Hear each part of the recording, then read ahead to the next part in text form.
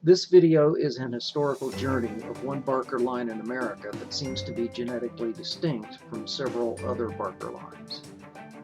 It belongs to genetic haplogroup I, seen here in blue, which separated from the other, more than twice as common haplogroup R, seen in brown, some 25,000 years ago in the Balkans region of Eastern Europe. It suggests that the Barker surname arose more than once in Europe, and although we can't be certain of its derivation, one possibility is that it came from the Middle English word barken, meaning to tan, which used tree bark in the process. Of course, it is possible that a single Barker line had another haplogroup introduced through an adoption or an affair at a later date. In any case, the I subgroup M223, to which the descendants of this Barker line belong, is clustered in Europe and the United Kingdom, and we assume that it is the home of our most recent European ancestor. This is the story of George Barker, whom we will call George Sr. for convenience. Born between 1723 and 1730, about the time King George II became King of England, and the founding of the city of Baltimore in the Maryland colony. We don't know where he was born, we don't know who his parents were, and we don't know who he married or when. He is a brick wall, to say the least. George or his ancestors likely migrated down the Great Shenandoah Valley. We do know that his oldest son, George Jr., was born in 1758 in what was then the Borden Tract or Borden Manor of Augusta County, Virginia, at the southern end of the Shenandoah Valley. It would later become Rockbridge County in 1777. There is no evidence that the family owned any land in Virginia at that time. Their second son, Hezekiah, was born about 1760, presumably in the same location, although many of the families in what was considered the western frontier at the time were quite mobile, hunting, trapping, fishing, and fighting with or fleeing from Indians. During this period, the French and Indian War was in full swing, in which the British were at war with the French over territory. The colonial population was 1.5 million at this time.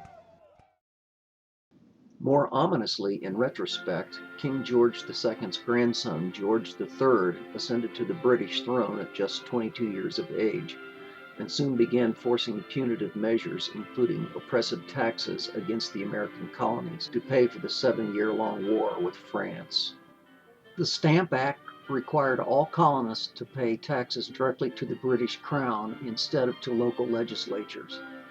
Although it was repealed the following year because of protests led by Patrick Henry, the Currency Act forbidding the printing of paper money by the colonies, the Quartering Act requiring colonists to house and feed British soldiers, the Townshend Acts placing duties on all imported goods, all in quick succession, were beginning to cause unrest in the colonies. It is not known how or if these events affected the movements of George Barker's family, but the clan seems to have disappeared from the record for more than a decade. For switching sides during the French and Indian War, the victorious British had punished the Cherokee Indians by stripping them of all tribal lands east of the 80th meridian, which included most of North Carolina. White settlers began flooding in, and George Sr. appeared on the tax rolls of Surry County, North Carolina, in 1771 and 72, although there is no evidence that he owned land at that time. Surry County, about 150 miles southwest of their last known location in Virginia, would become Wilkes County, also in 1777. Although it is possible that George Sr. had other children, his only other documented child was his third son, John, born in 1773 or perhaps earlier. 1773 was the same year as the Boston Tea Party, another protest against taxes. John may have been born in North Carolina, but George was missing from the tax roll in 1773. It's possible that the family returned to Virginia for that year, and John could have been born there. Some have reported Grayson County. In any case, George Sr. reappeared on the tax rolls of Surry County in 1774 and 75 as the colonies slid toward revolution. 2 months after the Declaration of Independence was signed in July 1776, George Jr., then 18 years old, volunteered to join the Revolution in Washington County, Virginia, perhaps walking or riding the 50 miles from Surry County where his family lived, or it is possible that the entire family had moved there, although there is no record of it. After chasing Indians loyal to the British, he was discharged in January 1777 on Long Island in the Holston River of Tennessee, at present-day Kingsport. The island, which no longer exists, was a sacred Cherokee council and treaty site. It was also the staging and embarkation point of the Wilderness Road that Daniel Boone began clearing through the Cumberland Gap 2 years earlier. George Jr. would join the Virginia militia again that year, but moved to now Wilkes County, North Carolina, in 1778, where he joined the militia there.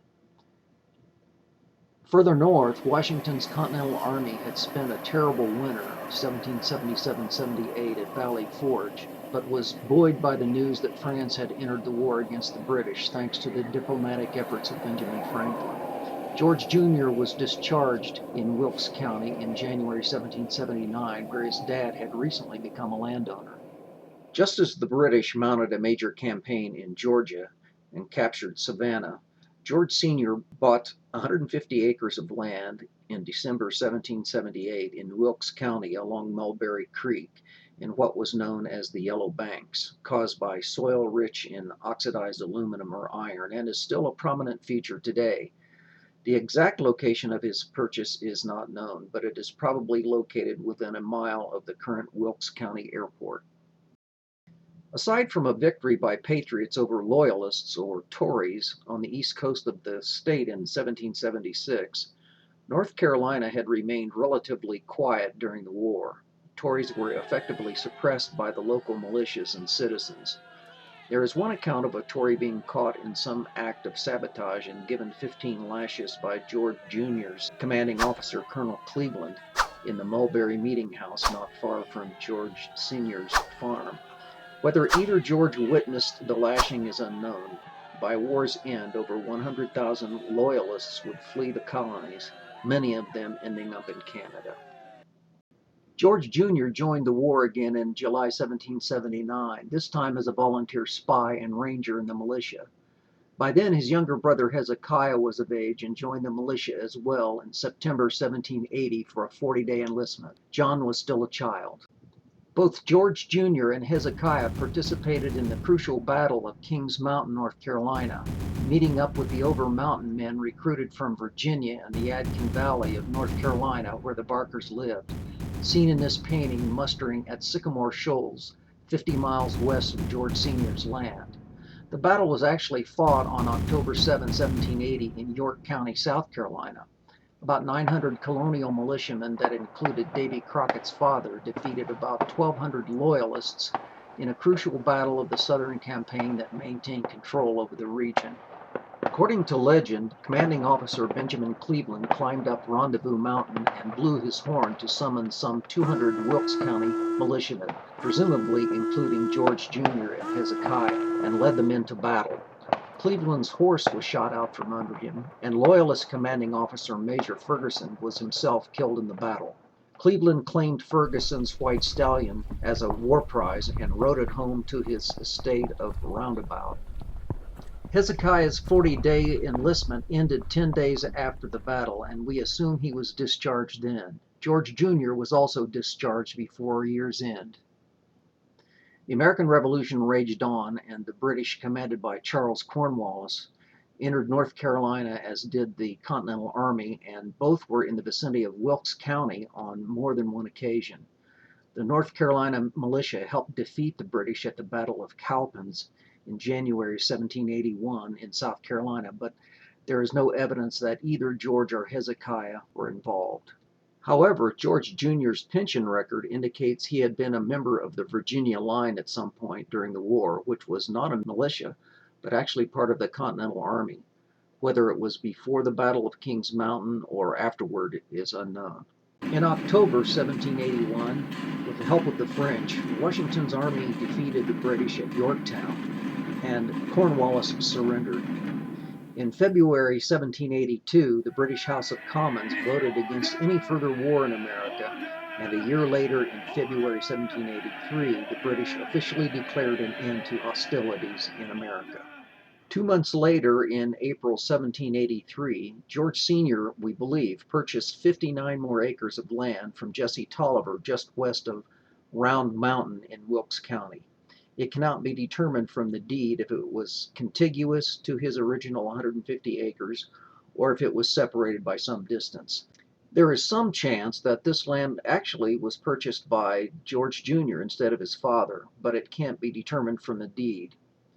George Sr.'s son Hezekiah would amass a large amount of land in Wilkes County in the coming years, as his two brothers headed for the new frontier in Kentucky.